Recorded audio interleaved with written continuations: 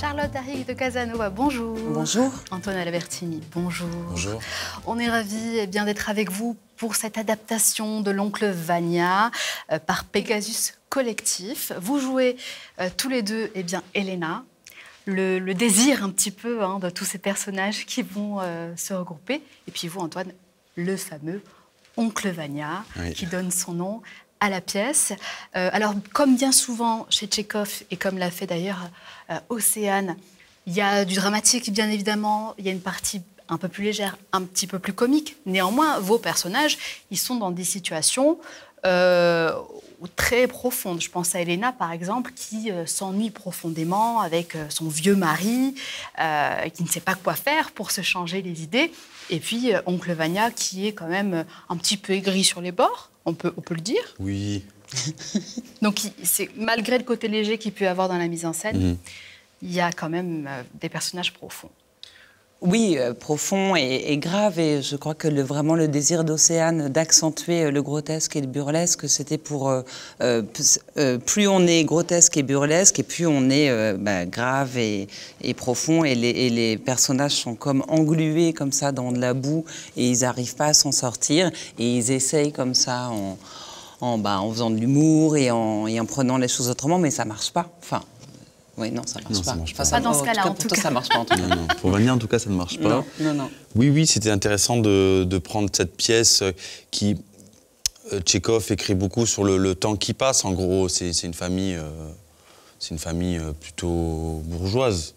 Oui, famille recomposée d'ailleurs. Famille recomposée. On peut en parler, hein. Oui, famille très contemporain. Très contemporain. Très moderne, oui. Très moderne. J'ai pas vu les statistiques de cette année, mais bon, tout le monde se sépare. Oui, et puis tombe amoureux de la femme d'un autre. Tout le monde est cocu, ça c'est... Donc c'est très moderne, malgré le fait que ce soit une pièce qui date de... 1896. Voilà, fin 1800. Tout à fait. Côté absurde, vous chantez du Pierre Bachelet. Vous essayez en tout cas de chanter du Pierre Bachelet, il me semble. Non, je chante Pierre Bachelet. Vous chantez, vous interprétez. J'interprète. Donc il y a Oncle Vania plus Pierre Bachelet interprété. C'est une autre corde à mon arc en tant que comédien. Le chant, savoir placer sa voix. Danser, être juste, danser, parce qu'il a une chorégraphie aussi. Oui, une très bonne chorégraphie. C'est un peu le chef-d'œuvre de la pièce. Oui, clairement. C'est le climax. Tout à fait. Et qui prouve aussi que Oncle Vania, il a envie de faire des choses. Parce que le temps passe, il se rend compte qu'il a peut-être vécu sa vie par procuration. Oui.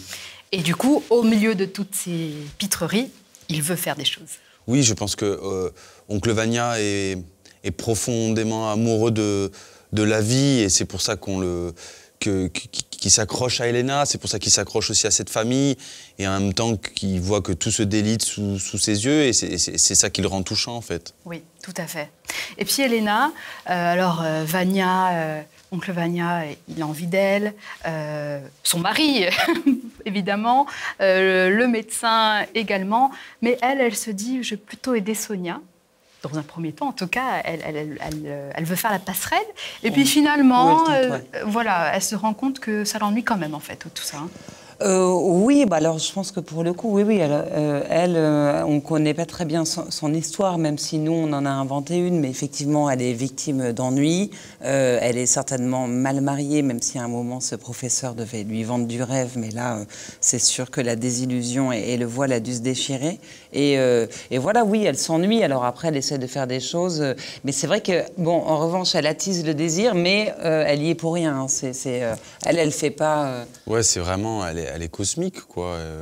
Là où elle passe, on la regarde, et c'est malgré elle. Donc on peut pas en vouloir à Elena de tout ce qu'elle fait, parce que c'est malgré elle, en fait. Oui, et puis c'est ces messieurs qui sont très insistants aussi avec elle à un moment donné. Oui, voilà. Oui, insistant, plus.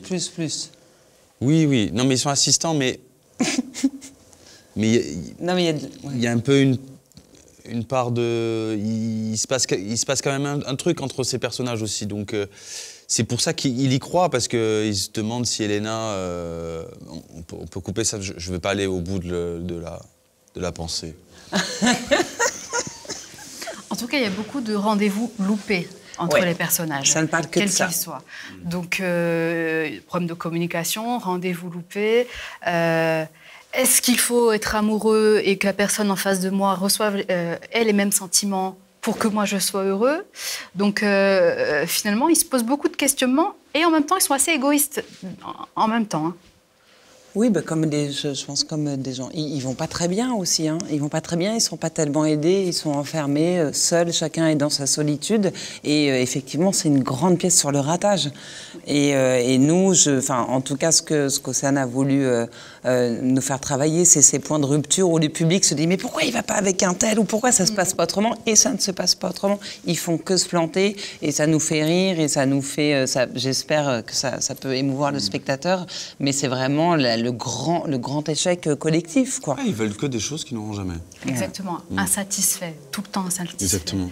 Et on le disait avec Océane tout à l'heure, il y a cette vision aussi de la nature, de l'homme qui délaisse tout ça.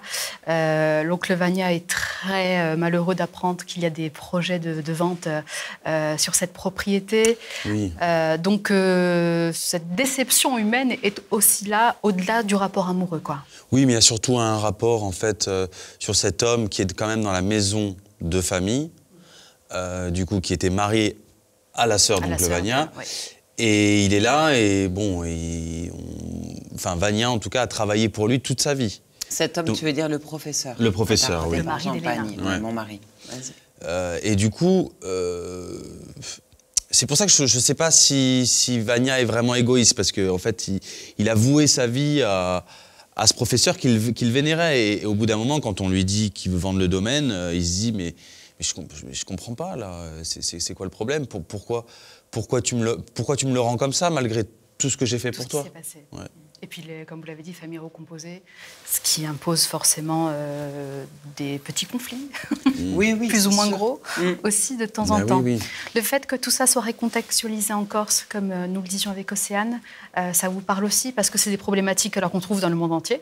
Mais c'est vrai que ces problématiques de nature, de propriétés qui sont vendues contre le gré de certains membres de la famille, malheureusement, c'est aussi le cas chez nous. Est-ce que ça vous a aidé à peut-être prendre une vision différente des personnages? Je pense que surtout, pour nous, en fait, on n'a pas tellement parlé de la Corse. On a parlé de nos intimités et que les personnages soient proches de nous et que les enjeux soient proches de nous. Alors, évidemment, selon nos intimités, nos parcours, ça va nous parler plus ou moins.